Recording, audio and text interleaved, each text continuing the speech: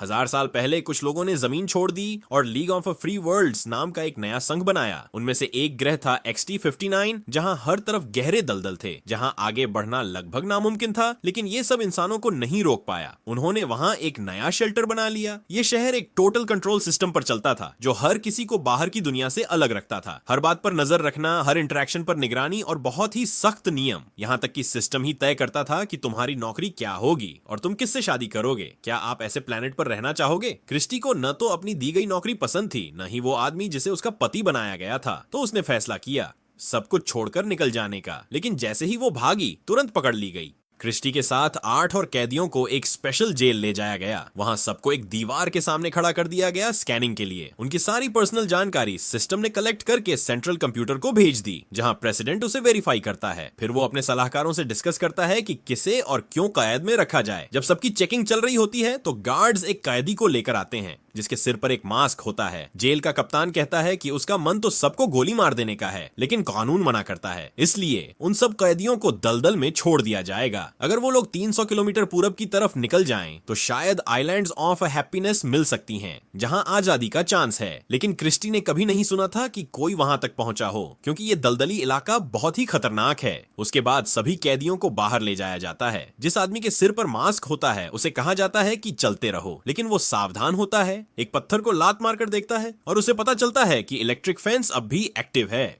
वो आदमी सोचता है कि शायद ये लोग उसे मारना चाहते हैं और इसे एक हादसे का रूप देना चाहते हैं। फिर कप्तान उसके लिए एक्साइल यानी जिल्ला वतन होने की सजा सुनाता है और आखिरकार उसके सिर से मास्क हटा देता है, ताकि इरविन फिर से देख सके। जाने से पहले गार्ड्स एक सप्लाई बॉक्स छोड़कर जाते हैं और कप्तान कहता है कि 1 घंटे में सबको निकलना होगा।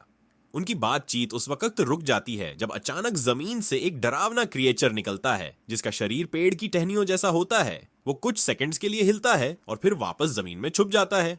इरविन बताता है कि उस क्रिएचर का नाम सॉवॉर्ट है और ये वाइब्रेशन को महसूस करके अटैक करता है। उसके बाद इरविन बॉक्स खोलता है और सभी कैदी एक दूसरे को धक्का देने लगते हैं ताकि सप्लाई पहले मिल जाए। इरविन सिर्फ एक छुरी उठाता है और क्रिस्टी से कहता है कि वो जो ले रही है उसे छोड़ दे, क्योंकि उसे उसकी जरूरत नहीं पड़ेगी। तभी यूज्ड बोर्ग बॉक्स को बंद करता है और कहता है कि यहाँ कोई भी दलदलों में जिंदा नहीं बच सकता और इसलिए सबको उसका पीछा करना चाहिए। लेकिन इरविन और क्रिस्टी इस बात से मना कर देते हैं, क्योंकि उनका लक्ष्य आइलैंड्स ऑफ हैप्पीनेस तक पहुंचना है, जिस पर यूस्ट विश्वास ही नहीं करता। जाने से पहले इरविन अपना सप्लाई का हिस्सा मांगता है, लेकिन यूस्ट देने से मना कर देता है। तब इरविन गुस्से में जेमे को पकड़ लेता है और धमकी देता है कि अगर उसे कुछ किया तो सब गार्ड्स उसे मार डालेंगे, क्योंकि कैदियों का आपस में लड़ना भी रूल्स के खिलाफ है। यूस्ट के पास अब कोई विकल्प नहीं होता तो वो खाना और टूल्स दे देता है, लेकिन इरविन सबको चौंका देता है। वो कहता है कि उसे सिर्फ बॉक्स चाहिए और बदले में अपना पूरा खाना देने को तैयार हो जाता है। यूस्ट इस डील को मान लेता है और उसका ग्रुप अपने सप्लाई को दिए गए बैग्स में भर लेता है। जाने से पहले क्रिस्टी चाहती है कि मारिया भी उनके साथ चले, लेकिन इरविन मना कर देता है। वह समझाता है कि मारिया मानसिक रूप से अस्थिर है और उनकी यात्रा में सिर्फ रुकावट बनेगी। इरविन क्रिस्टी को बताता है कि सर्वाइवल के लिए 2 लोगों की टीम परफेक्ट होती है।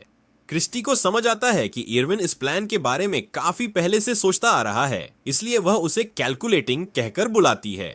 इरविन क्रिस्टी को अपने आगे चलने के लिए कहता है, क्योंकि वह हल्की है और अगर कहीं दलदल गहरा हो तो वह पहले पकड़ में आ जाएगी बिना अटके। इरविन एक रस्सी से बॉक्स बांधकर अपने पीछे घसीट रहा होता है। कुछ घंटों की चलने के बाद लेयला उनके पास आती है और कहती है कि वह भी उनके साथ चलना चाहती है। वह यह भी वादा करती है कि अपने सप्लाईज शेयर करेगी। इरविन अपने ऑप्शंस के बारे में सोच ही रहा होता है कि तभी अचानक किसी ने उन पर गोली चलानी शुरू कर दी। इरविन और क्रिस्टी तुरंत भागकर पत्थर के पीछे छुप जाते हैं। कुछ ही देर में फायरिंग बंद हो जाती है। लेयला को गोली नहीं लगती, इसका मतलब शूटर का टारगेट इरविन ही था। इरविन उसे कहता है कि वह चले जाए, क्योंकि उसकी वजह से हमला हुआ है। गुस्से में लेयला वापस अपने ग्रुप के पास चली जाती है। उसके बाद क्रिस्टी और इरविन रेत में रेंगते हुए आगे बढ़ने लगते हैं और बॉक्स को अपने पीछे रखते हैं ताकि वह शील्ड का काम करे। क्रिस्टी नोटिस करती है कि बॉक्स के ऊपर अजीब से क्रिएचर्स हैं, लेकिन इरविन उसे भरोसा दिलाता है कि वे हानि रहित हैं। जैसे ही वे लोग मैग्नेटिक हिल टॉप क्रॉस करते हैं, इरविन खड़ा हो जाता है, क्योंकि वहां वेपन्स काम नहीं करते। वह पत्थर के पीछे छुपकर दूसरे ग्रुप पर नजर रखता है और कंफर्म करता है कि वे लोग उनकी ट्रेल फॉलो कर रहे हैं। तभी एक रोशनी चमकती है, जो सिग्नल होता है कि इंस्टॉलेशन का कैनन फायर हुआ है। मतलब किसी आदमी को पीछे छोड़ दिया गया था और वह मारा गया। क्रिस्टी इस सब के बीच ये सोचती है, क्या आइलैंड्स ऑफ हैप्पीनेस वाकई में असली हैं?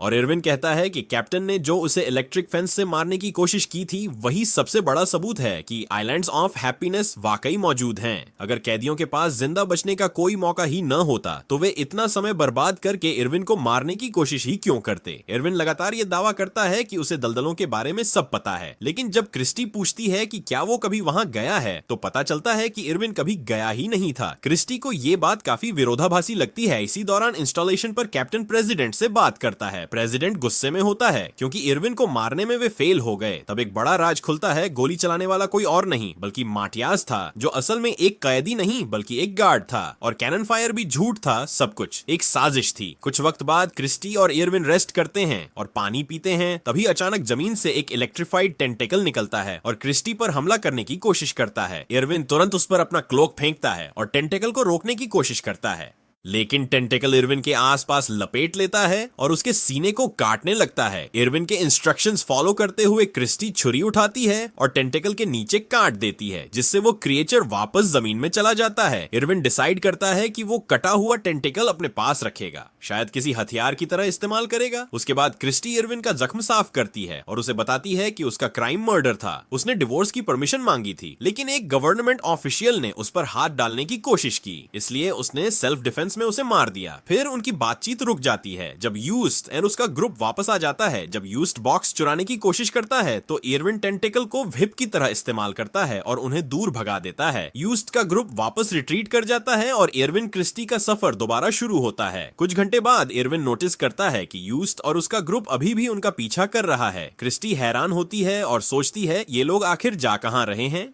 अगर यूस्ट को आइलैंड्स ऑफ हैप्पीनेस पर यकीन नहीं है तो इरविन अंदाजा लगाता है कि वो लोग रॉटन बैंक जा रहे हैं, एक पुराना प्रिजन जहां समाज के बहिष्कृत लोग रहते हैं।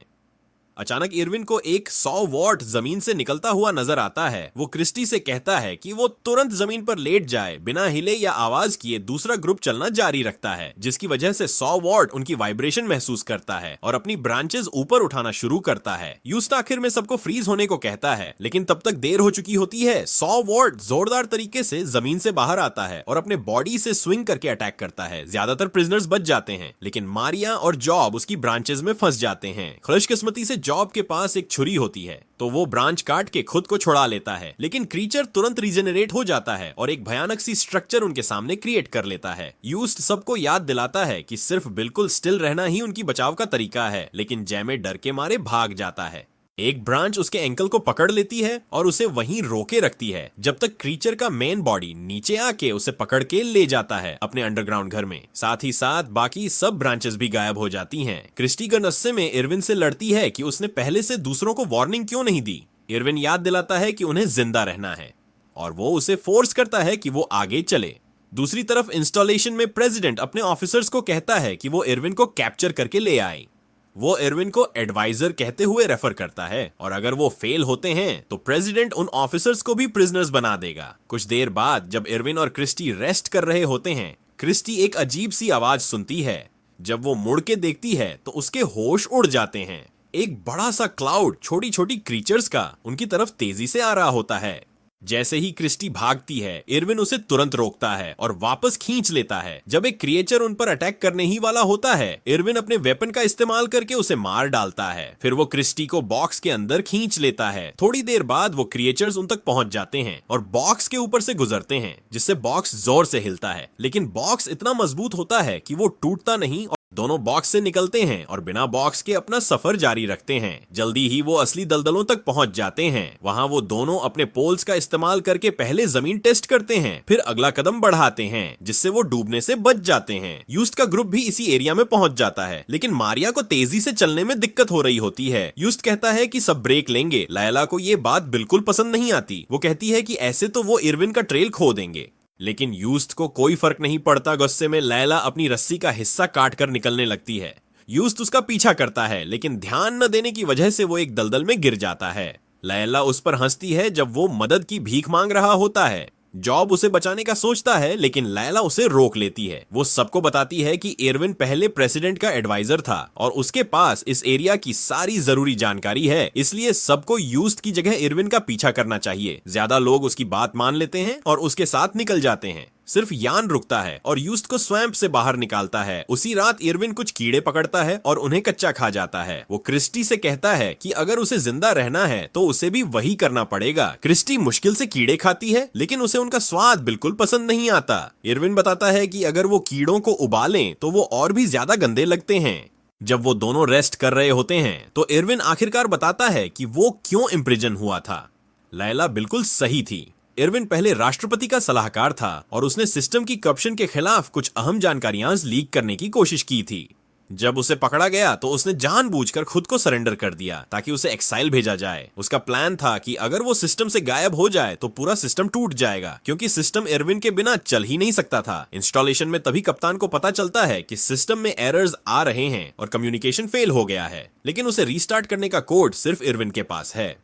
कुछ वक्त बाद लैला का ग्रुप दो लोगों को देखता है और सोचता है कि वो इरविन और क्रिस्टी हैं, लेकिन जब वो करीब जाते हैं तो पता चलता है कि वो दो पुराने कैदी हैं जो वहां हमेशा के लिए फंस गए थे और जिंदा रहने के लिए अब वो नरभक्षी बन गए हैं। वो तुरंत ग्रुप पर अटैक करते हैं और मारिया को पकड़ लेते हैं जब बाकी लोग भाग जाते हैं। क्रिस्टी दूर से मारिया की चीखें सुनती है और उसे बचाने के लिए वापस जाना चाहती है, लेकिन इरविन उसे रोकता है क्योंकि सिचुएशन बहुत खतरनाक है। मारिया की चीख तब बंद हो जाती है जब नरभक्षी उसका सिर पत्थर से कुचलकर उसे मार देते हैं।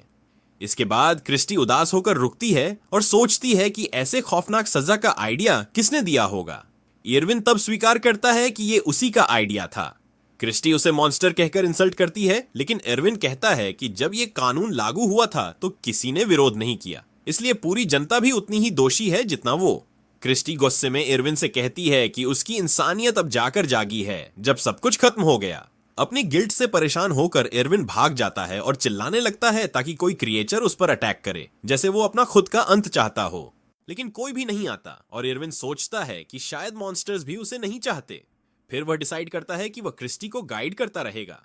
क्रिस्टी अब भी गुस्से में होती है और कबूल करती है कि कैप्टन ने उसे फ्रीडम का ऑफर दिया था अगर वो इरविन को मार दे, लेकिन उसने मना कर दिया। उधर युस्त और यान लायला के ग्रुप तक पहुंच जाते हैं और बदला लेने की तैयारी करते हैं। जब युस्त लायला का गला पकड़ता है तो वह डर के मारे फाइनली कबूल करती है कि कैप्टन ने उसे भी इरविन को मारने के बदले आजादी का वादा किया था। वैलेंटाइन उसकी बात कंफर्म करने के लिए स्कैनर का इस्तेमाल करता है और इला के एंकल पर एक ट्रैकर मिलता है। युस्त कहता है कि ट्रैकर काटना पड़ेगा, लेकिन इला भागने की कोशिश करती है। तभी वह अचानक गिर जाती है। जब वह पीछे देखती है तो देखती है कि एक जाले जैसा क्रीचर उसकी टांग पकड़ चुका है। जमीन से और जाले निकलते हैं और लैला को ढकना शुरू कर देते हैं जब तक उसकी सांसें बंद नहीं हो जाती। युस्त ग्रुप का कंट्रोल वापस ले लेता है और सब उस जगह से निकल जाते हैं। ट्रैकर कैप्टन को सिग्नल भेजता है, जिसे यह सुनकर खुशी होती है कि लैला मर गई है। वह बताता है कि उसके पास एक पुराना स्टाइल का वेपन है जो दलदल एरिया में काम करेगा और वह मैटियास को उसके साथ भेजता है वापस युस्त के प्रिजनर्स के पास। वह देखते हैं कि वैलेंटाइन को जमीन पर एक बैग मिलता है। जब वह उसे खोलता है तो एक काला सा लिक्विड बाहर निकलता है जो उसकी बॉडी में घुस जाता है। वैलेंटाइन तुरंत मर जाता है और उसका चेहरा फ्लैश तक खा जाता है। थोड़ी देर बाद यान क्रिस्टी और इरविन के पास आता है और कहता है कि उसने अपना ग्रुप छोड़ दिया है। इरविन उसकी बात पर भरोसा नहीं करता और सही भी होता है जब एक ऑब्जेक्ट उसके सर पर लगता है और वह बेहोश हो जाता है। जब इरविन होश में आता है तो वह देखता है कि उसे और क्रिस्टी को बाकी के 3 प्रिजनर्स ने कैप्चर कर लिया है।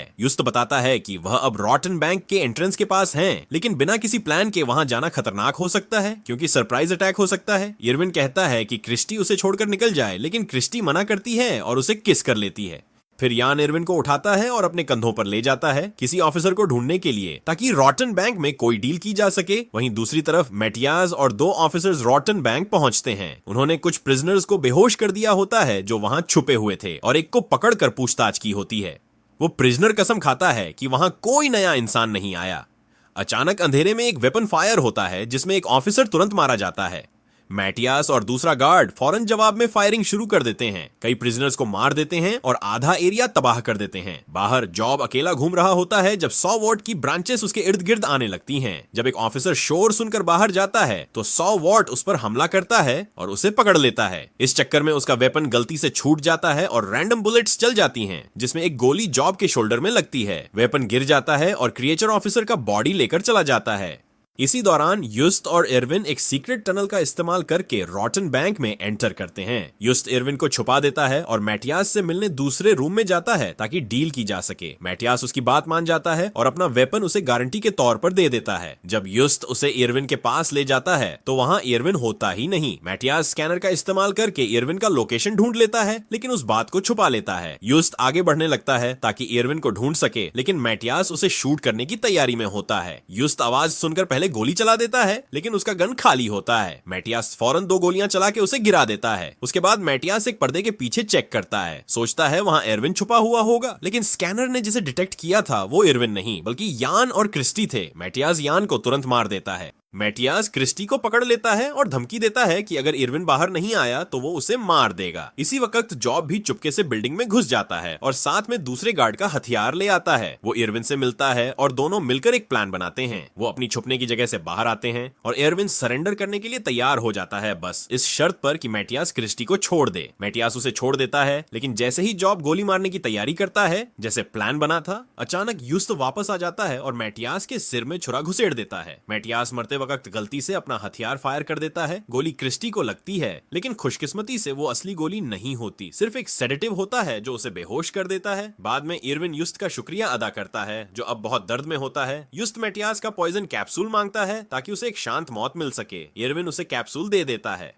कुछ देर बाद क्रिस्टी, इरविन और जॉब समुद्र के किनारे पहुंच जाते हैं और समुद्र में कुछ छोटी छोटी आइलैंड्स देखते हैं। लेकिन जब इरविन उन्हें गौर से देखता है तो पता चलता है कि वो असली आइलैंड्स नहीं हैं, बल्कि मूविंग दलदल के कारपेट्स हैं जो उनका वजन संभाल सकते हैं। तीनों एक आइलैंड चुन लेते हैं और अपनी पोल्स से उसे धकेलकर किनारे से दूर ले जाने लगते हैं, उम्मीद करते हुए कि यह उन्हें आजादी की तरफ ले जाएगा। दूसरी तरफ इंस्टॉलेशन में प्रेसिडेंट कैप्टन को उसकी नाकामी के लिए डांट रहा होता है, तभी सिस्टम शटडाउन होने लगता है।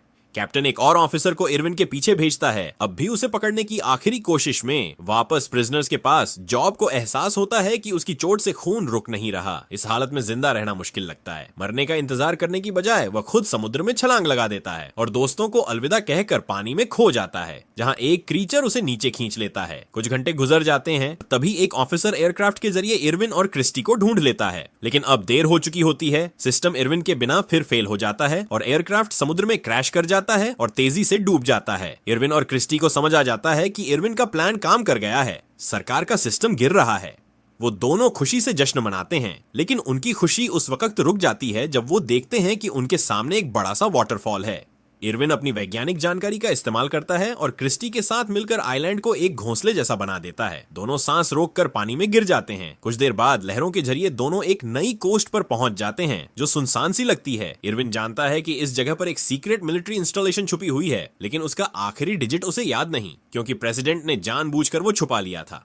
उनके पास सिर्फ 2 अटेम्प्ट्स होते हैं। इरविन रेत पर मुमकिन नंबर कैलकुलेट करता है, लेकिन क्रिस्टी उसे याद दिलाती है कि उसे वो बात सोचनी चाहिए जो प्रेसिडेंट ने आखिरी बार बोली थी जब उसने कोड डाला था। इरविन पहले जानबूझकर गलत कोड डालता है ताकि चेक कर सके कि सिस्टम ठीक से काम कर रहा है या नहीं। फिर वो वही आखिरी डिजिट इस्तेमाल करता है जो प्रेसिडेंट ने कहा था और एंट्री माउंटेन में खुल जाती है। अंदर जाकर उन्हें एक एयरक्राफ्ट मिलता है जो प्लेनेट से जाने के लिए तैयार होता है, लेकिन इरविन कहता है कि एयरक्राफ्ट में सिर्फ एक सीट है तो क्रिस्टी को अकेले जाना पड़ेगा। क्रिस्टी कहती है कि वो उसके साथ रहना चाहती है क्योंकि वो उससे प्यार करती है और उसे किस करती है। कुछ ही मिनट्स बाद वो दोनों एयरक्राफ्ट में साथ बैठकर एक ही सीट शेयर करते हुए प्लेनेट से निकल जाते हैं। आखिर में वो एक नए प्लेनेट पर पहुंच जाते हैं, एक नई जिंदगी के साथ। और लीग ऑफ फ्री वर्ल्ड्स को XT-15 सिस्टम में हो रही जुल्म और बर्बरता का पता इरविन और क्रिस्टी की वजह से चल जाता है। इसके बाद पीस कीपिंग फोर्सेस भेजी जाती हैं ताकि उस प्लेनेट के लोगों को आजादी दिलाई जा सके। 10 साल बाद वहां एक नया सिस्टम कंट्रोल ले लेता है, लेकिन अफसोस वो पहले से भी ज्यादा खतरनाक और जालिम साबित होता है।